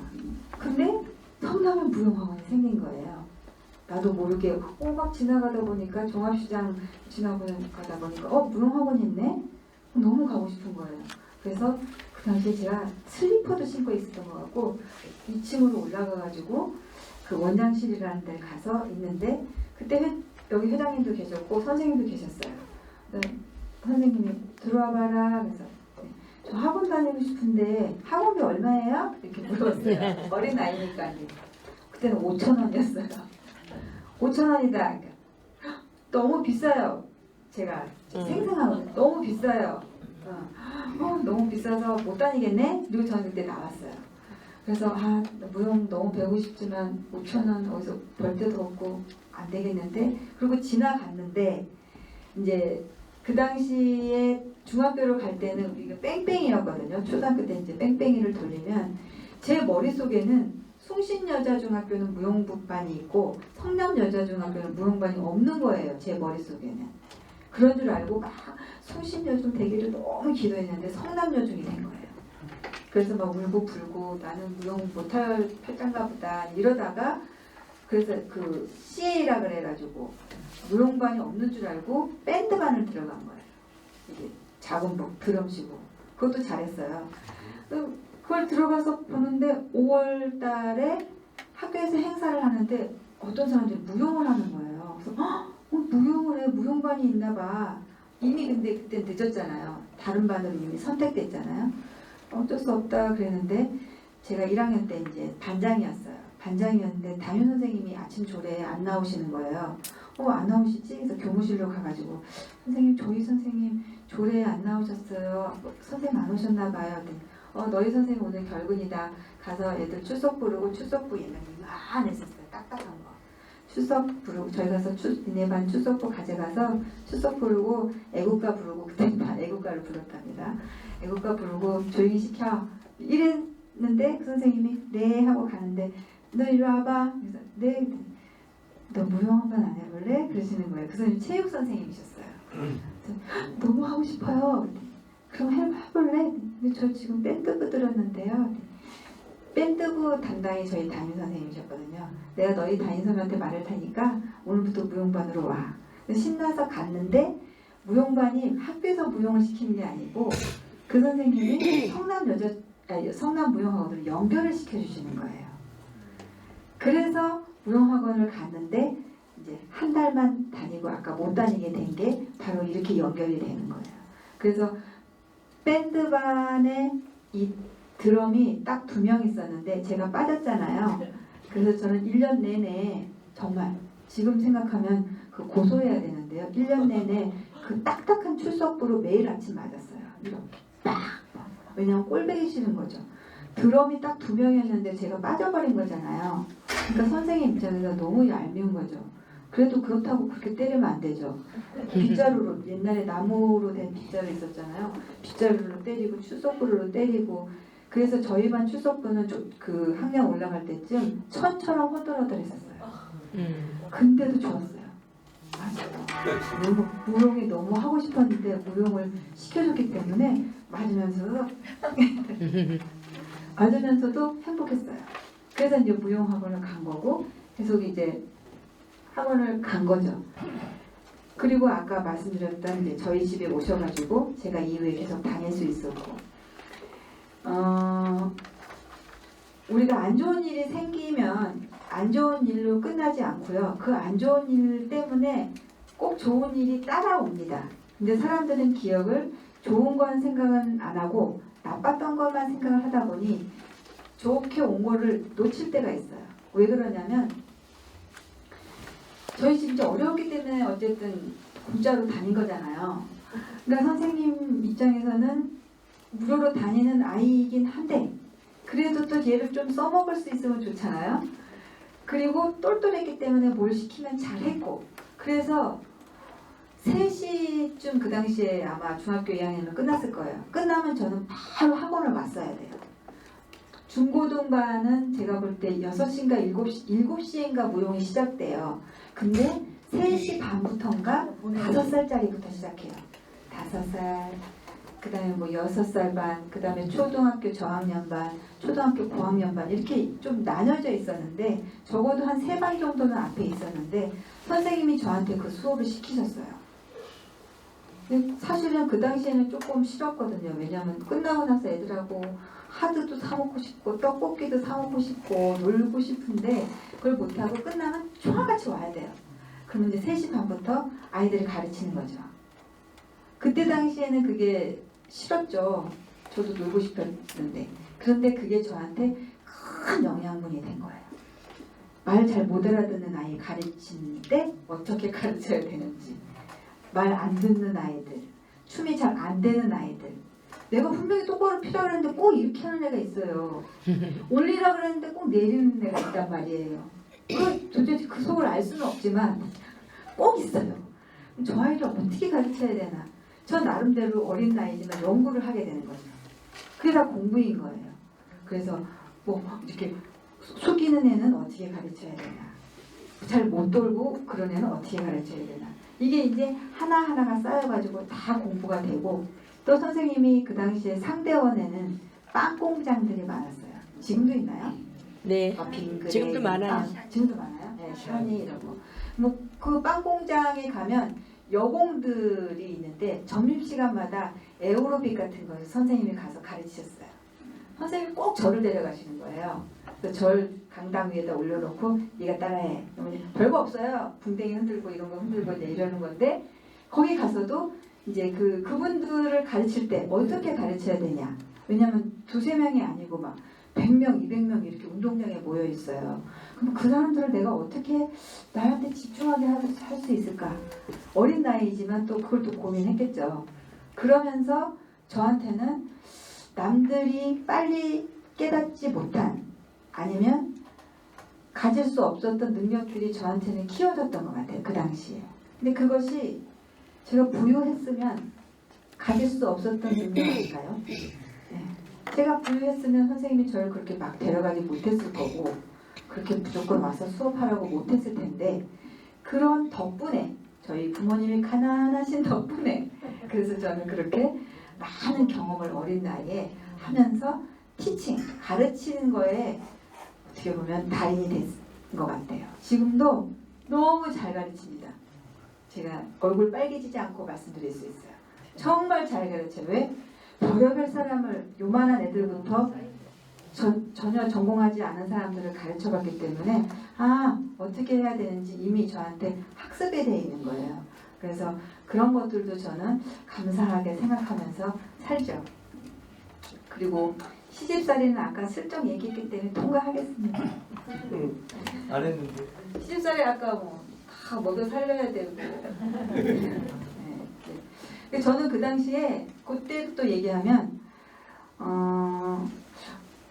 사실 좀 뻔뻔했던 것 같아요. 학원비도 안 내고 다니는데 학교 갔다 오면 제가 아까 바로 와야 된다 그러잖아요. 그러면 그 도시락을 까먹었어도 얼마나 배고파요. 그리고 가면 주눅 들지 않고 저는 선생님 집으로 그냥 들어서 냉장고를 막 열고 제가 알아서 김치에다 밥을 퍼먹었어요. 허락도 안 받고 좀 뻔뻔했던 것 같아요. 그래서 혹시 밥통에 밥이 없다. 그럼 이제 회장님이 사무실에 계시면 회장님 1,000원만 주세요. 떡볶이 사 먹게. 회장님이 주셨어요. 네. 회장님한테 받은 돈 꽤 됩니다. 선생님 눈치 보면서 회장님 2,000원만 주세요. 순대 사 먹게 이러고 선생님이 주셨어요. 사실 그 선생님 돈 아니에요. 그래서 저는 선생님과 회장님의 도움을 받으면서 이렇게 해맑게 무럭무럭 자랐습니다. 그리고 이제 또 하나 기억에 남는 거는 이제 국의대인데요. 선생님이 저한테는 좀 희망이 있었어요. 이화여자대학교를 내가 보내리라. 그 당시에는 이제 이화여대를 보낸다는 건 정말 최고의 그 학교였기 때문에 지금도 그렇지만 욕심이 나신 거예요. 내가 재능이 그러니까 공부도 아직 못하지 않았어요. 그러니까 나를 이제 이화여대를 보내려고 선생님은 큰 꿈을 꾸고 있었고 무용 연습을 막 시키고 있었단 말이에요. 이대 콩쿠르를 내보내려고.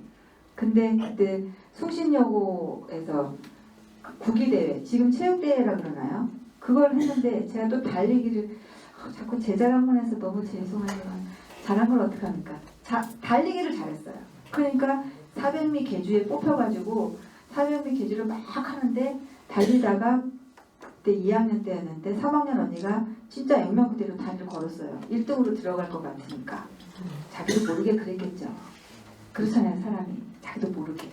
그래가지고 넘어져서 다리가 부러졌는지 아주 삐끗했는지 어쨌든 못 걷게 된 거예요. 그래가지고 깁스를 하고 학원을 갔는데 선생님한테 등짝을 얼마나 많이 맞았는지요. 지금도 아픈 것 같아요. 등짝을 네가 콩쿨 조금 있으면 콩쿨 나가 내가 무슨 국의대를 나가서 달리기를 했냐면 내가 너를 이대를 보내려고 그랬는데 막 얼마나 혼났는지 지금도 여기가 막 얼얼할 정도로 정말 많이 맞았던 기억. 그리고 또 하나는 저는 이제 그 당시에 대학에 대한 정보가 없었어요. 뭐 세종대가 무용가를 뭐 좀 괜찮다고 이대가 어떻다. 뭐 이 정보가 없었기 때문에 성남에서 좀 가까운 게 중앙대라고 생각을 했어요. 안성에 있었기 때문에. 그래서 좀 가까운데 교통비라도 아낄까. 나는 중앙대를 가면 어떨까. 아무 정보가 없었어요. 그래서 중앙대 콩쿠르를 나갔거든요. 중앙대 콩쿠르를 딱 나갔는데 예선 본선이 있는데 예선 하려고 하는 학생들이 무용실 큰 강당에 모여서 다 각자 연습을 해요. 근데 제가 건방지긴 건방졌던 것 같아요. 다들 너무 못하는 거예요. 저렇게 하고 콩쿠르를 나온다고? 너무 못하는 거 아니야? 한 두세 명 빼놓고는 말도 안 되게 못하는 거예요. 이상하다. 초등학생도 아니고. 그래서 예선을 딱 하고 이제 예선 이제 본선 진출자를 대자보 같은 데다가 그때는 핸드폰 이런 게 없으니까 대자보 같은 데다 이름을 쫙 써서 했는데 제가 없는 거예요. 그럼 말도 안 되는 거거든요. 이상하다 이거는. 그래서 제가 얼마나 당돌했는지 교수를 찾아갔어요. 그날 바로 가서 심사표를 내놔라. 뭐냐, 저 여기 콩쿨 나온 사람인데 내가 왜 1등은 아니라는 거는 1등 안 하는 건 내가 괜찮은데 내가 예선에서 떨어진 건 내가 용납이 안 된다. 내가 뭐 때문에 떨어졌는지 저를 분명하게 알려달라. 심사표를 보여달라. 정말 당황하셨겠죠? 고등학생인데. 그래서 선생님이 너가 시간이 오버돼서 그렇다고. 시간이 오버된 건 맞았거든요. 뭐 1분 10초 하라 그랬는데 1분 30초 한 거예요. 어쩔 수 없잖아요. 그게 규정이었는데 그러면 알겠다. 그럼 수긍을 하고 이제 집에 왔어요. 그 교수님이 바로 다음날 정봉남 선생님한테 전화를 하신 거예요. 그 아이를 꼭 중앙대를 보내라. 그게 아주 유명한 이름난 송범 선생님이셨어요. 대단하신 선생님이거든요. 그 아이를 중대를 보내라. 내가 걔를 좀 키워야겠다. 아주 여간 내기가 아니더라. 걔를 보내라. 그래서 선생님이 중대 가기를 바랐어요. 저를. 너 중대 가라. 너 가면 교수가 키워줄 것 같아. 저가 뭐라 그러냐. 아니요. 부도덕한 학교는 가고 싶지 않아요. 제가 선생님 전 부도덕한 학교 가고 싶지 않아요. 아무리 시간이 조금 초과됐을지언정 그렇게 못하는 애들은 예선을 올리고 나는 예선에서 떨어질 아이가 아닌데 그렇게 떨어뜨리고 그건 도덕적이지 않아요. 부도덕한 학교는 가고 싶지 않습니다. 정말 그렇게 해가지고 중대를 안 갔어요. 그리고 세종대를 간 거죠. 그런 저에게는 희한한 일들이 좀 있었어요. 아주 세월이 많이 흘러서 국립무용단 그 단장이실 때 송범 선생님을 뵙게 된 적이 있어요. 아주 세월이 많이 흘렀죠. 그리고 나서 지금 생각해보니 어르신한테 제가 좀 건방졌던 것 같은 거예요. 고등학교 2학년인데. 그래서 그 마음에 어떤 빚이 있고 마음에 죄가 있어서 늦게라도 사과를 드려야겠다.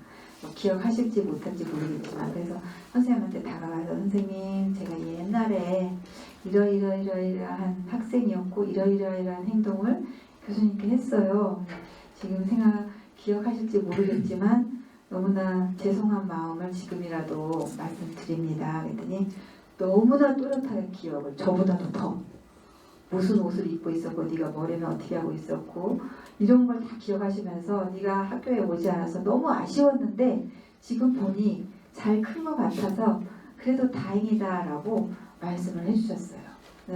그런 선생님들이 계셨다는 것도 또 저한테는 큰 영양분이었던 것 같습니다.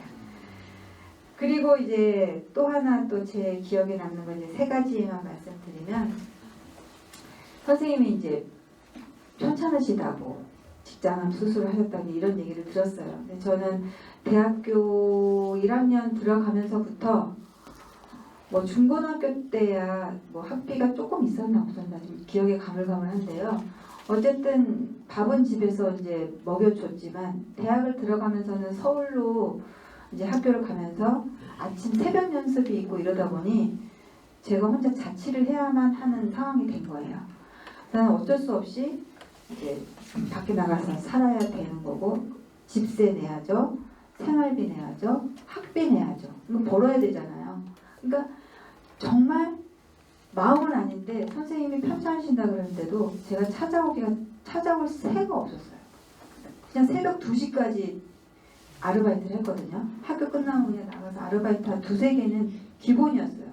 그래야 방세 내고 막 저 밥 먹고 등록금 낼 거 아니에요. 그러니까 아무 생각 없이 그냥 끝나면 가서 아르바이트하고 끝나면 아르바이트하고 그 돈 띄워먹는 사장들도 있었어요. 벌 받았겠죠. 그래서 그런 이제 상황이라 도저히 안 됐는데 그때 하여튼 어떻게든지 선생을 봐야겠다라고 저기 은행동에 있는 중앙병원인가요? 거기를 이제 간 거예요. 갔는데 그 당시에 선생님이 수술하시고 소변을 보셔야 되는데 소변이 안 나오는 그 괴로운 모습을 제가 봤어요. 선생님 소변을 넣어야 되는데 이게 안 나오는 거예요. 그래서 막 샤워기에 물을 틀어놓고 소변을 보시려고 하는 그 막 애쓰는 모습 선생님 제가 부축하고 그랬던 기억이 저한테 좀 있고 그 다음에 퇴원을 하셔가지고 그때는 제가 조금 돈이 어떻게 해서든 좀 있었던 것 같아요. 그래가지고 이제 선생님이 너무 기뻐하시면서 상대원인가요? 17평짜리 아파트 상대원이에요. 처음으로 태어나서 내 집이 생겼다고 그러면서 너무 좋아하시면서 저한테 말씀을 하셔서 제가 너무 기분이 좋아서 선생님 댁에 찾아가면서 그 당시엔 제 생각엔 제일 큰 돈이 이제 10만 원짜리 수표였어요. 수표 10만 원짜리 탁 이렇게 봉투에 넣어가지고 선생님한테 가서 선생님 제가 아르바이트 하느라고 자주는 못 오지만 늘 진짜 생각하고 있고 그러니까 좀 돈 아까워하지 마시고 10만 원이 저한테 되게 큰 거니까 이걸로 맛있는 거 꼭 드시면서 그렇게 빨리 병을 나셔야 된다고 그 10만 원을 드리고 집에 왔죠. 그리고 또 아르바이트하고 뭐 설마 선생님이 돌아가실 거라고는 일도 생각을 못하고 또 오랫동안 또 이렇게 직장 생기면 여기 이제 호수 끼고 막 이러고 있거든요. 그러고서는 또 공연하셨어요. 그렇게 하고도. 그렇기 때문에 빨리 돌아가실 거라는 생각을 못하고 이걸 이제 이겨내시겠지 생각만 하고 저는 저 나름대로 이제 열심히 살았죠. 아르바이트 하고 막. 그러다가 이제 새벽에 연락을 받은 거예요. 선생님 돌아가실 것 같다고 빨리 오라고. 그래갖고 그때 전 결혼해서 또 있었고 그래서 남편 차 타고 막 불이 나게 갔는데 이제 이미 임종하신 거예요. 그래가지고 선생님 얼굴은 뵙고 이제 제자들 다 와서 이제 뵙고 그러고서 눈물이 그때는 안 나는 거예요. 눈물 안 나고 그냥 퉁물퉁 이제 걸어 나와가지고 좀 걸어 나오는데 이게 풀썩 주저앉게 되는 그냥 이렇게 다리에 힘이 빠져서 풀썩 주저앉고 그러고 있는데 이제 회장님이 조금 이제 좀 안정을 찾으시고 여기 회장님께서 저를 부르시는 거예요. 저를 부르셔가지고 이제 의자에 앉아가지고 막 이렇게 얘기를 하는데 10만 원짜리 수표를 이렇게 접고 그러니까 세로로 접고 또 접고 이러면 6칸으로 접혀요. 지금 상상해 보시면 이렇게 기다란 10만 원짜리를 세로로 한번 접고 그 다음에 한번 접고 반대편에 있는 걸 딱 한번 접으면 어떤 모양인지 아시죠? 그 모양인데 그 접은 모양이 다 달았어요. 다 다른 걸 저한테 주시는 거예요. 회장님께서. 난 처음에는 이게 뭐예요? 그랬더니 이 사람아 자네가 그때 주고 간 그 10만 원을 응? 이 선생이 내가 미영이 돈을 어떻게 쓰냐고 제가 어떻게 버는 돈인데 내가 이 돈으로 뭘 사먹냐고 그러면서 그 돈을 끝내 못 쓰시고 돌아가신 거예요. 그래서 그 돈을 저한테 10만 원짜리 수표를 주셨어요. 근데 지금 그걸 갖고 있으면 좋았을 텐데 그땐 경황이 없으니까 그걸 어디다 놨는지도 모르겠고 기억도 막 정신이 없고 그래요. 근데 그때의 그 모습은 제 눈에 완전히 사진처럼 찍혀 있어요. 그 이렇게 닳고 다 너답니다. 그걸 얼마나 많이 보셨을까요? 그래서 제가 분명히 그렇게 버는 돈이 어렵게 버는 돈인 거를 아시는데 제 마음은 사실 그걸 쓰면 좋았을 텐데 그걸 끝내는 못 쓰시고 맛있는 거 못 사드시고 그러고 가신 거예요. 근데 저한테는 그 또한 기억에 너무나 생생하게 남아있는 장면이에요. 그리고 아까도 말씀드렸던 것처럼 여기 한 번만 다 같이 선생님을 생각하시면서 맨 마지막에 있는 글을 좀 읽어주시겠습니까? 시작! 때를 당당하게 들고 자신의 계획을 이기주어서 후려지고 국소에 힘이 없고 힘이 없는 것을 지금 나의 도움을 받고 나중에는 내가 나를 도우면 되는 거야. 그러니 나한테 당당하게 줄을 배워. 알았지?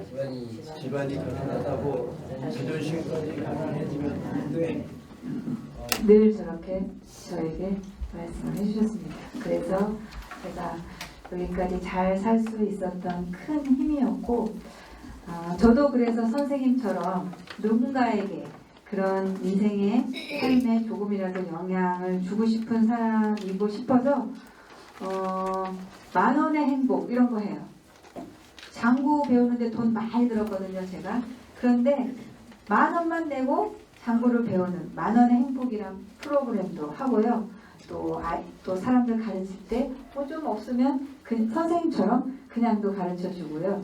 여러 가지 선생님이 하셨던 그 일들을 뭐 발뒤꿈치도 못 따라가지만 그래도 조금이나마 선생님에게 큰 사랑과 은혜를 받았던 저로서는 선생님의 어떤 그 자취를 따라가보자 조금씩 저도 그런 사람이고 싶어서 살고 있습니다. 오늘 여러분들 와주셔가지고 더 뜻깊고 또 저로서 또 뭉클하고 그런 시간이었는데요. 모쪼록 여러분들도 정건당 선생님 같이 누군가에 큰 영향을 줄 수 있는 그런 분들이기 때문에 작은 거 하나에도 소중하게 생각하시면서 주위에 어려운 분들 조금 돌아봐 주시면서 그렇게 찢어지게 가난하고 그렇게 아무것도 없었어도 제가 이렇게 성장했잖아요. 여러분 주변에도 분명히 그런 아이들이 있을지도 몰라요. 그래서 외면하지 마시고 많이 사랑해 주시면 감사하겠습니다. 이상 김예가